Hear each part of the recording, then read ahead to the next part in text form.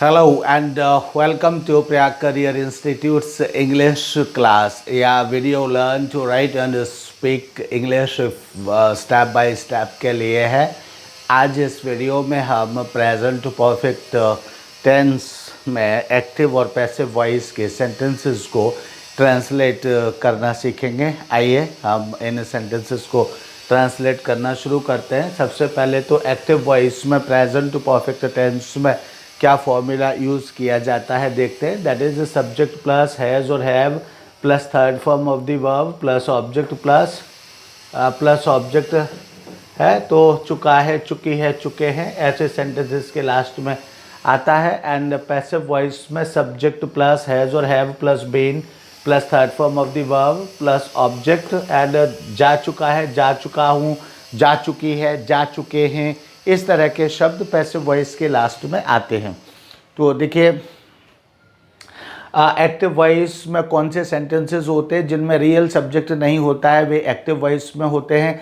And way passive voice में होते हैं जिनमें रियल सब्जेक्ट होता है। मीन्स वास्तव में काम करने वाला कौन व्यक्ति है, किस व्यक्ति ने काम किया है, अगर उसका आंसर अवेलेबल है कौन से प्रश्न पूछने पर, तब वह सेंटेंस एक्टिव वॉइस में होता है। और अगर काम करने वाले का नाम या काम करने के विषय में उत्तर नहीं प्राप्त है, कौन करता है या कौन कर चुका है, अगर इसका कौन से प्रश्न पूछने पर उत्तर प्राप्त नहीं है तो फिर वह सेंटेंस पैसिव वॉइस में होता है और उस सेंटेंस में ग्रामेटिकल सब्जेक्ट यूज़ किया जाता है। तो इसलिए ऐसे सेंटेंसेस अब हम यहाँ से ट्रांसलेट करना शुरू करेंगे।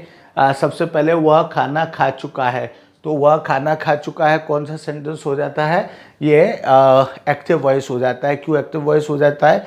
कौन खाना खा चुका है, वह खाना खा चुका है, यानी कौन से प्रश्न पूछने पर उत्तर अवेलेबल है, इसलिए यह एक्टिव वॉइस में हो जाता है। एक्टिव वॉइस में सबसे पहले क्या है, सब्जेक्ट हैज़ और have plus third form of the verb.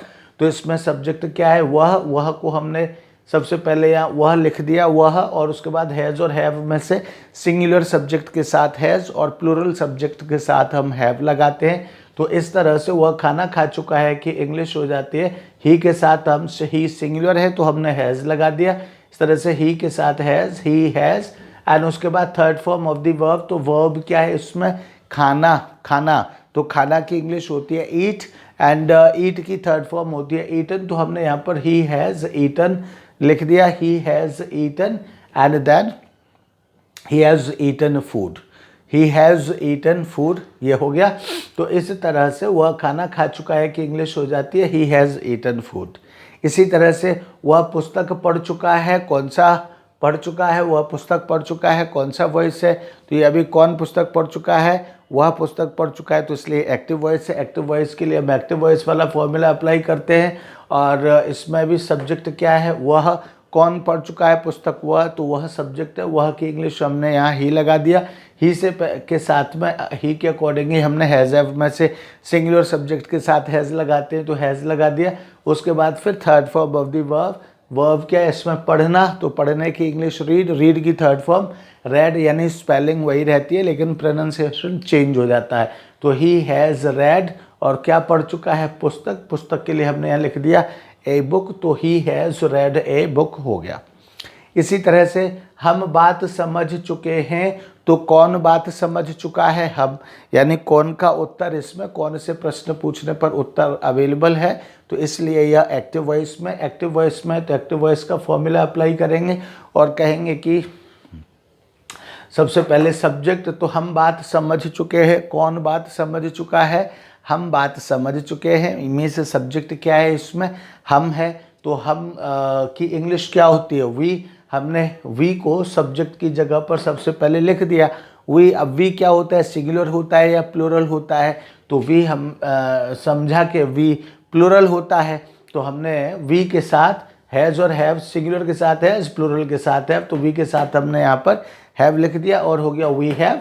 And इसके बाद है third form of the verb, तो वर्ब क्या है इसमें, समझना, जो लास्ट में शब्द आता है उसके साथ जो शब्द होता है उसी को हम वर्ब कहते हैं। तो चुके हैं के साथ जो आ रहा है वही वर्ब है, तो इसलिए हम बात समझ चुके हैं। तो वर्ब क्या है इसमें? समझना। समझना की अंग्रेजी क्या होती है? अंडरस्टैंड। एंड अंडरस्टैंड की थर्ड फॉर्म क्या होती है? क्योंकि यहाँ third form of the verb use करना है। तो थर्ड फॉर्म क्या होती है? थर्ड फॉर्म होती है अंडरस्टूड। तो इसलिए ये क्या हो जाएगा? We have understood. अब क्या समझ चुके हैं? तो क्या समझ चुके हैं? बात। तो ऑब्जेक्ट क्या है? यहाँ ऑब्जेक्ट क्या है? बात। तो बात की इंग्लिश टॉक। तो हम यहाँ क्या लिख देंगे? We have understood the talk. We have understood the talk हमने यहाँ लिख दिया। बात की अंग्रेजी टॉक होती है, टॉक को हमने द टॉक लिख दिया। ठीक है।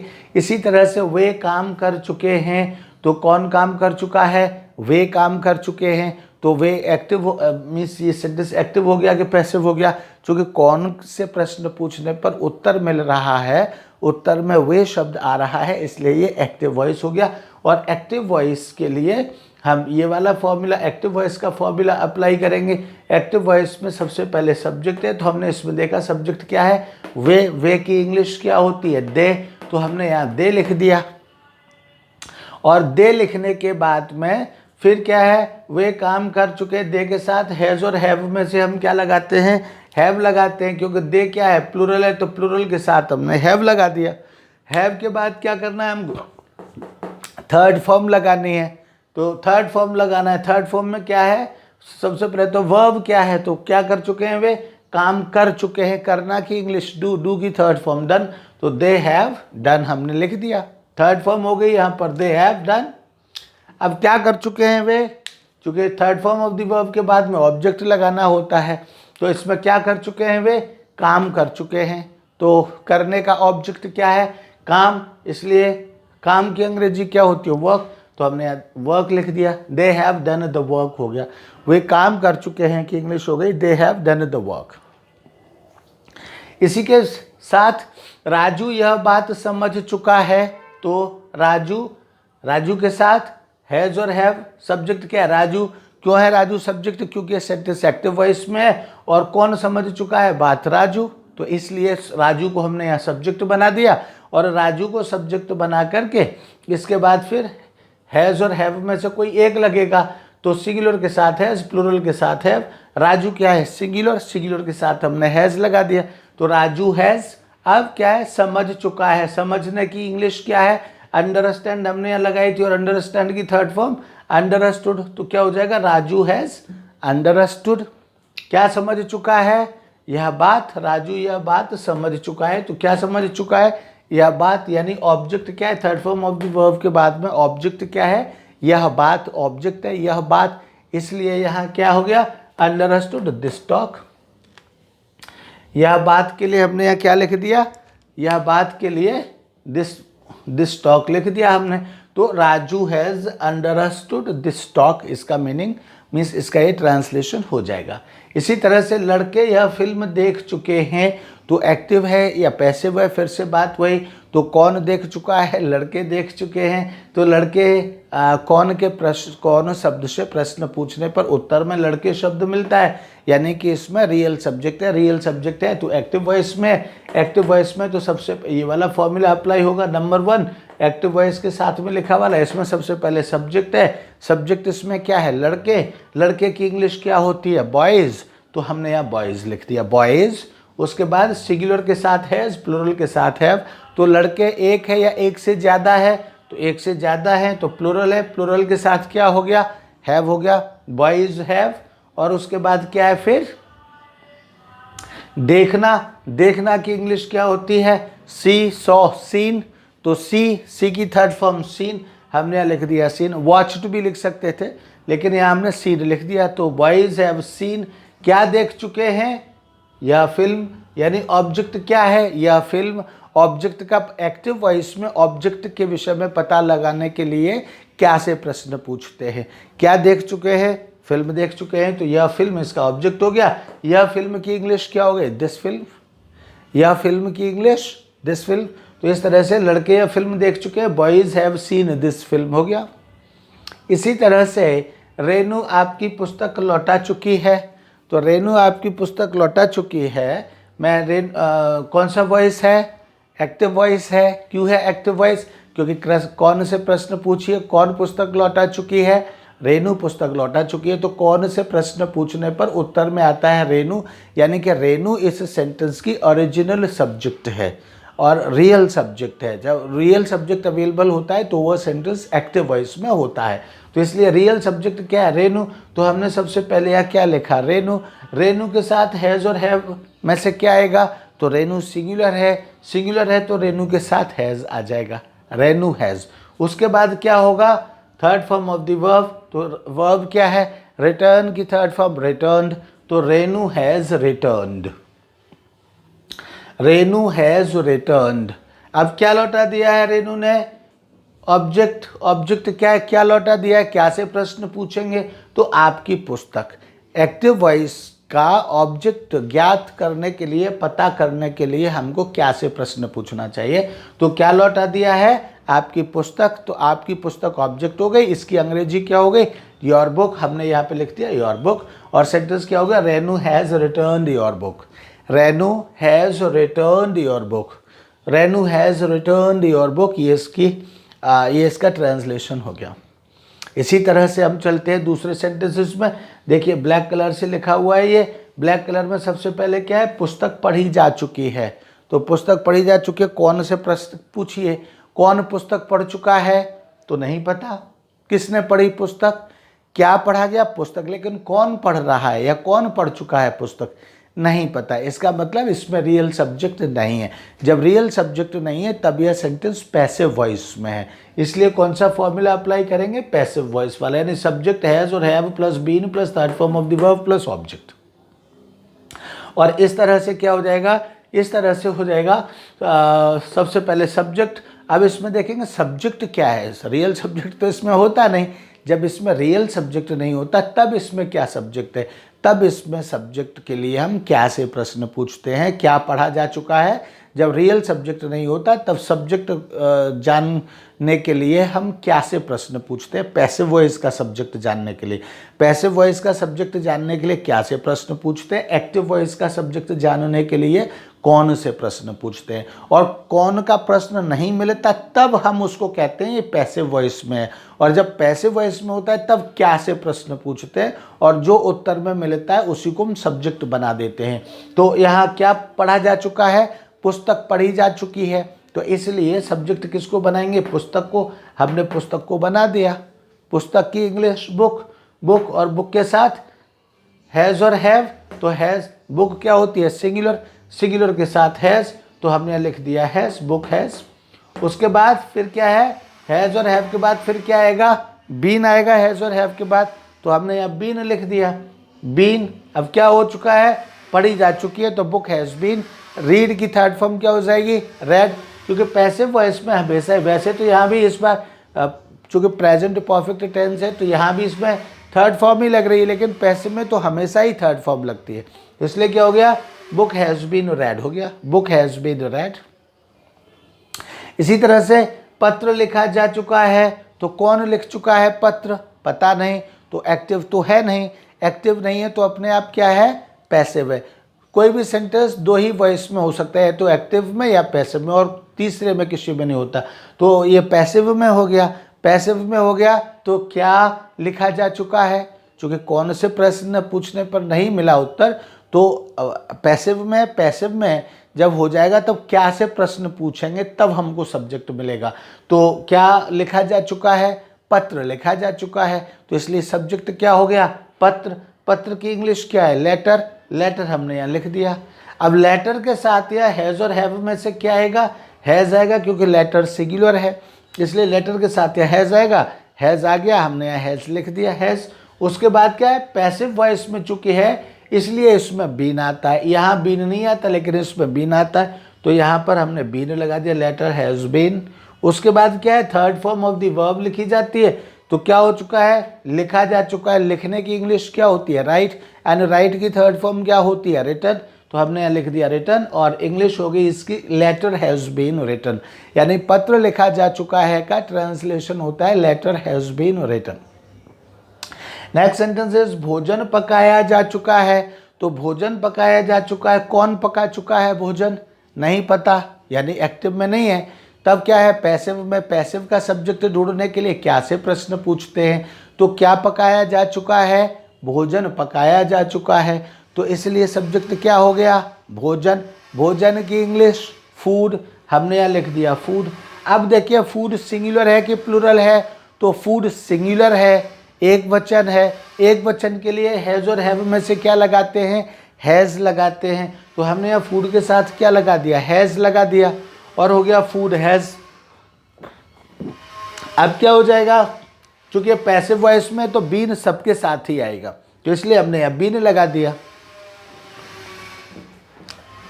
यहाँ हमने बीन लगा दिया।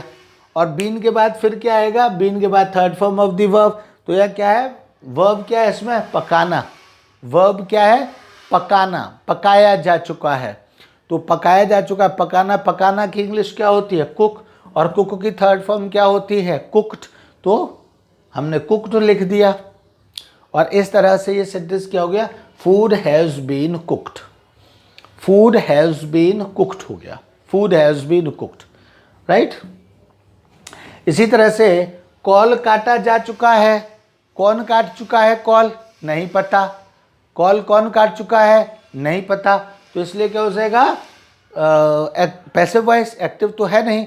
जब पैसिव वॉइस है तो फिर इसका सब्जेक्ट ढूंढेंगे। सब्जेक्ट ढूंढने के लिए क्या से प्रश्न पूछेंगे, तो क्या काटा जा चुका है, कॉल काटी जा चुकी है। तो इसलिए सब्जेक्ट क्या हो गया, कॉल हो गया। अब कॉल हमने यहाँ लिख दिया, कॉल। अब क्या किया है, कॉल के साथ क्या होगा, हैज़ और हैव। तो कॉल क्या है, सिंगुलर, सिंगुलर के साथ हैज़, तो कॉल हैज़।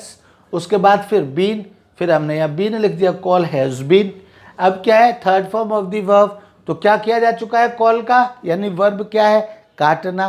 काटना की इंग्लिश वैसे तो होती है कट, लेकिन कॉल के लिए डिस्कनेक्ट भी हम यूज़ कर सकते हैं, कट भी यूज़ कर सकते थे, मन नहीं हुआ, डिस्कनेक्ट यूज़ कर लिया, तो डिस्कनेक्ट हमने लिख लिया है। डिस्कनेक्ट की कौन सी फॉर्म चाहिए, थर्ड फॉर्म, हमने लिख दी थर्ड फॉर्म, डिस्कनेक्टेड। तो क्या हो जाएगा, call has been disconnected, call has been disconnected, ठीक है।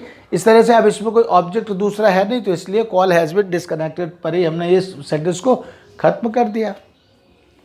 इसके बाद वाक्य का अनुवाद किया जा चुका है। वाक्य का अनुवाद कौन कर चुका है, पता नहीं, तो इसलिए कौन सा वॉइस हो गया, एक्टिव तो रहा नहीं, तो इसलिए कौन सा वॉइस हो गया, पैसिव हो गया। पैसिव में सब्जेक्ट ढूंढने के लिए क्या से प्रश्न पूछते हैं, क्या किस चीज़ का अनुवाद किया जा चुका है, या क्या किया जा चुका है, अनुवाद किया जा चुका है किसका, वाक्य का। तो इसलिए जो है काहे का मतलब क्या शब्द यह थोड़ा सा चेंज हो रहा है, तो क्या मतलब किस चीज़ का में चेंज हो रहा है यहाँ, तो किस चीज़ का अनुवाद किया जा चुका है, वाक्य का। तो सब्जेक्ट क्या हो गया, वाक्य। वाक्य की अंग्रेजी सेंटेंस, और हमने यहाँ देखिए सेंटेंस लिख दिया। सेंटेंस के साथ यहाँ हैज़ और हैव में से क्या यूज़ होगा, हैज़, क्योंकि सेंटेंस सिंगुलर है, सेंटेंसेस प्लूरल होता है।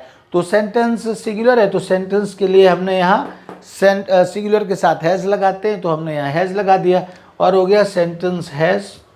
अब सेंटेंस हैज़ के साथ क्या यूज़ किया जाएगा, बीन यूज़ किया जाएगा। पैसिव वॉइस में बीन सबके साथ ही आएगा, तो यहाँ भी हमने बीन लिख दिया। और इस तरह से सेंटेंस हैज़ बीन ट्रांसलेटेड, हमने क्या किया जा चुका है, अनुवाद किया जा चुका है। अनुवाद करने की इंग्लिश क्या होती है, ट्रांसलेट, एंड ट्रांसलेट की थर्ड फॉर्म ट्रांसलेटेड। तो क्या हो जाएगा, sentence has been translated, sentence has been translated, ये हो जाएगा। इसी तरह से चोरों को गिरफ्तार किया जा चुका है, तो गिरफ्तार होने वाला कौन है, यानी कौन गिरफ्तार कर चुका है नहीं पता, लेकिन किसको गिरफ्तार किया गया ये पता है, चोर। तो चोर क्या हो गया, ये पैसिव वॉइस का सब्जेक्ट हो गया, इसलिए हमने यहाँ क्या लिखा, सब्जेक्ट की जगह पर थीव्स लिखा, और थीव्स के साथ हैज़ और हैव में से क्या लगाएंगे, थीव्स। चूंकि अब प्लूरल है तो इसलिए इसके साथ हमने हैव लगाया, और यहाँ क्या हो गया, थीव्स हैव, और हैव के बाद फिर क्या आएगा, बीन। तो हमने यहाँ क्या लगा दिया, बीन, और हो गया thieves have been.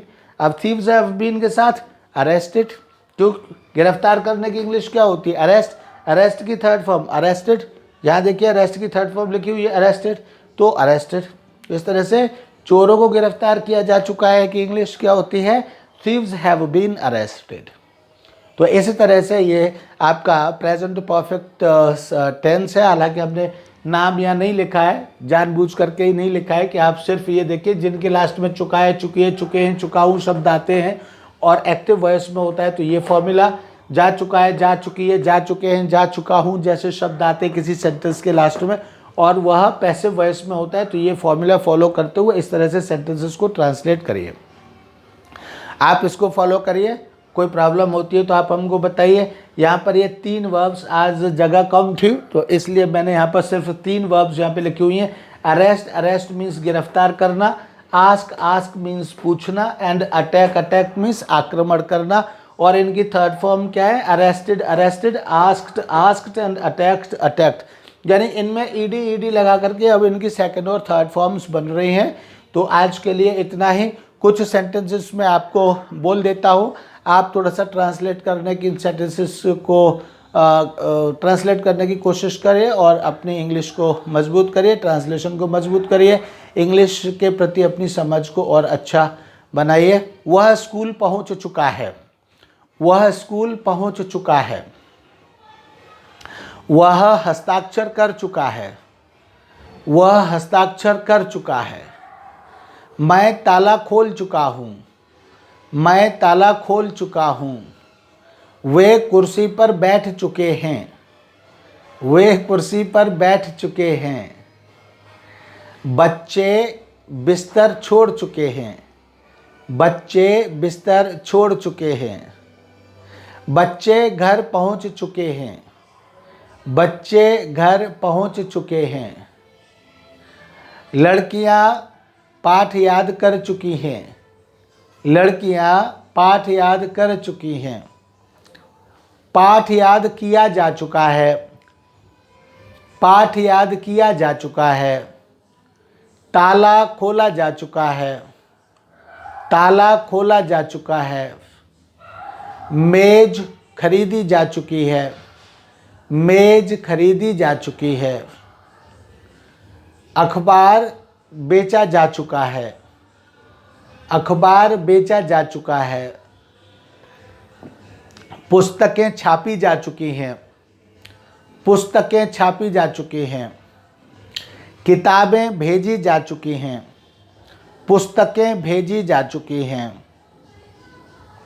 In sentences को ट्रांसलेट करिए। कोई प्रॉब्लम है कमेंट्स में लिख करके बताइए। अभी हमें कोई कमेंट्स कुछ 4-6 कमेंट्स के अलावा ज़्यादा हमको कमेंट्स नहीं मिलते हैं। तो कोई भी प्रॉब्लम है तो या तो आप में से कोई ये वीडियो देखता ही नहीं है और इसको फॉलो ही नहीं करता है, या फिर आपको कोई प्रॉब्लम नहीं है, आप अच्छे से समझ रहे, दो में से कोई एक बात है। ईश्वर करे आप समझ ही रहे हो। पढ़िए और पढ़ाइए, अपने देश को आगे बढ़ाइए। आज के लिए इतना ही। Thank you, bye bye.